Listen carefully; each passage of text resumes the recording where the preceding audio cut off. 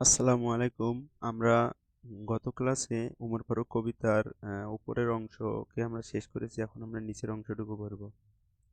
জানি না সেদিন আকাশে পুষ্পবৃষ্টি হইল কিনা, কি গান গাহিল মানুষ সেদিন বন্দি বিশ্ববীণা।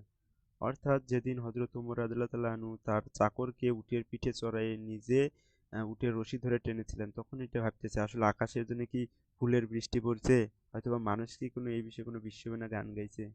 জানি না সেদিন ফেরেশতা তব করেছে কি স্তব, অর্থাৎ এটাও বলতেছে সেদিন কি ফেরেশতারা কোনো প্রশংসা করেনি। স্তব মানে প্রশংসা করা। অনাগত কাল গেয়েছিল শুধু জয় জয় হে মানব, অর্থাৎ মানুষ আগে থেকে গেয়ে আসতেছে যে জয় মানুষের জয়। এরপরে দেখো, তুমি নির্ভীক এত খোদা ছাড়া করনি কও কারো ভয়।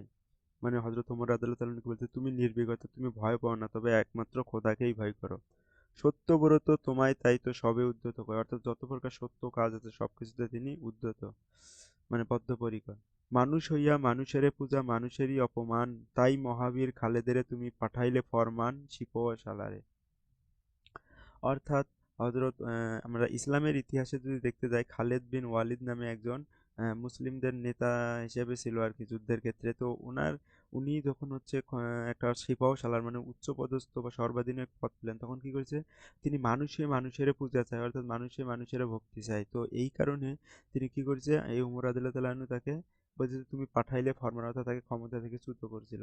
ইঙ্গিতে তব করিলে মামুলি সেনা, অর্থাৎ হযরত উমর রাদিয়াল্লাহু তাআলা আনহু জাস্ট বলছিল, এবং যার ফলে জাস্ট ইঙ্গিতের মাধ্যমেই তাকে মামুলি সেনা মানে সাধারণ সেনায় পরিণত করেছিল উচ্চপদ থেকে। বিশ্ববিজয়ী বীরের শাসেতে এতটুকু টলিল না। অর্থাৎ খালিদ বিন ওয়ালিদ একজন সমর বা যুদ্ধের একজন নেতা ছিল, কিন্তু তাক পর্যন্ত এইরকম সেই বীরকে শাসিতে তার এতটুকু পর্যন্ত টলিল না। আমরা ইতোমধ্যে হযরত ওমর রাদিয়াল্লাহু আনহুর তার যে সাহসিকতা, তার বলিষ্ঠতা, এগুলো সম্পর্কে অবগত হয়েছি। তো দেখো বলছে মানব প্রেমিক। মানব প্রেমিক মানে ওমর রাদিয়াল্লাহু তাআলা আনহুকে বলল, আজিকে তোমারে সরি, মানে তোমাকে আজকে আমরা মনে করি বা স্মরণ করি। মনে পড়ে তব মহত্ব কথা সেদিন সে বিভা ভরি। মানে একটা মহত্ব রাতের ঘটনা আছে, মানে বিভাবরী মানে অন্ধকার। নগর ভ্রমণে বাহিরিয়া তুমি দেখিতে পাইলে দূরে, মায়েরে ঘিরিয়া ক্ষুধাতুর দুটি শিশু সকরুণ সেরে। অর্থাৎ তিনি একদিন রাতে, তিনি যেহেতু একজন খলিফা, তিনি একদিন রাতে ভ্রমণে বের হয়েছে এবং বের হয়ে তিনি এক দূরে শুনতে পাইতেছে মাকে ঘিরে দুইটা ক্ষুধাতুর শিশু, অর্থাৎ দুইটা ক্ষুধার্ত শিশু কান্না করতেছে, কাঁদিতেছে আর দুঃখিনী মাতা ছেলেরে ভুলাতে কয়। মানে উনানে শূন্য হাঁড়ি চড়াইয়া কাঁদিয়া অকুলেছে, অর্থাৎ কান্না করতেছে তখন ছেলে তার মা, মানে মা তাদের ছেলেদেরকে ভুলানোর জন্য কি করতেছে, ফাঁকা মানে ফাঁকা হাঁড়ি মানে চুলায় চড়াইয়া দিয়া কাঁদিয়া মানে কাঁদিতেছে, কারণ তাদেরকে তো সান্ত্বনা দিতে হবে। শুনিয়া সকল কাঁদিতে কাঁদিতে ছুটি গেল মদিনাতে, বাইতুল মাল হইতে লইয়া ঘৃত আটা নিজ কাঁধে।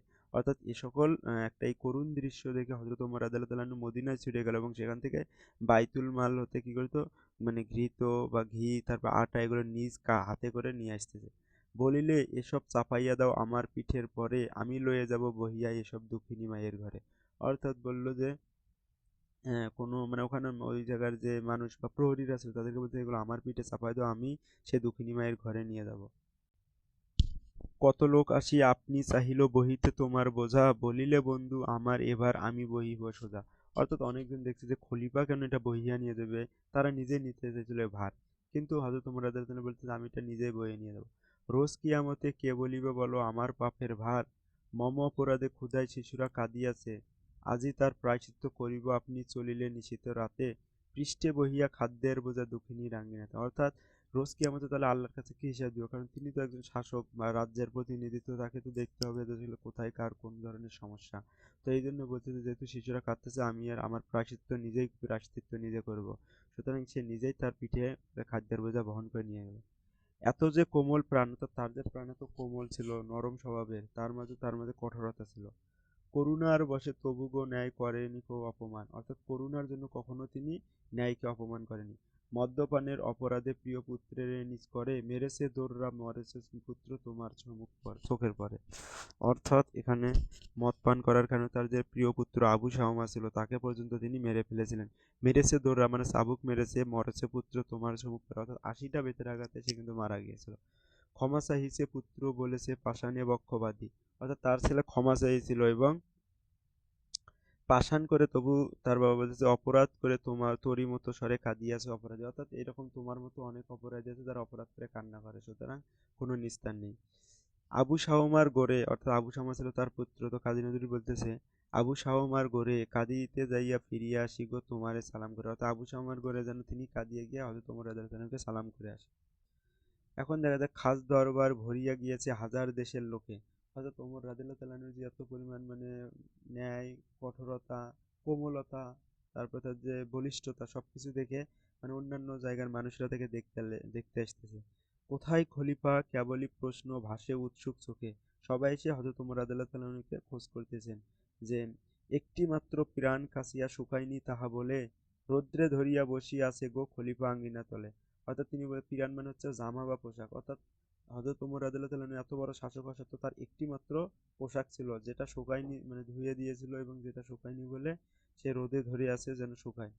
হে খলিফাতুল মুসলিমিন, হে মুসলমানগণের নেতা, হে চিরধারী সম্রাট, অপমান তব করি না আজ করিয়া নান্দি পাঠ। নান্দ মানে ভালো ভালো কথা বলে কাউকে সম্মান করা। তো এখন এটা বলতেছে আমি আজ তোমার এত গুণ কীর্তন করে তোমাকে আমি অপমান করব না। মানুষেরে তুমি বলেছো বন্ধু, বলেছো ভাই, তাই চোখের এমন চোখের পানিতে সরি গো সর্বদা। অর্থাৎ তিনি বলতে যে হযরত ওমর রাদিয়াল্লাহু তাআলা দিকে মানুষকে ভাই বলে ডেকেছেন, অর্থাৎ তার মাঝে যে সাম্যবাদিতার দিকটা ছিল। আমরা মুসলমানেরা যে আসলে একে অপরের ভাই, মানে মুসলমান কেন, জাতি ধর্ম বর্ণ নির্বিশেষে সকলকে সমানভাবে দেখাটা হচ্ছে সাম্যবাদিতার লক্ষণ। তো এইটা এখানে হযরত ওমর রাদিয়াল্লাহু তাআলার মাধ্যমে ফুটে তুলেছেন কাজী নজরুল ইসলাম। তো আমাদের আলোচনা এই পর্যন্তই। আগামী ক্লাসে আমরা অন্য কবিতা সম্পর্কে আলোচনা করব। ধন্যবাদ সবাইকে।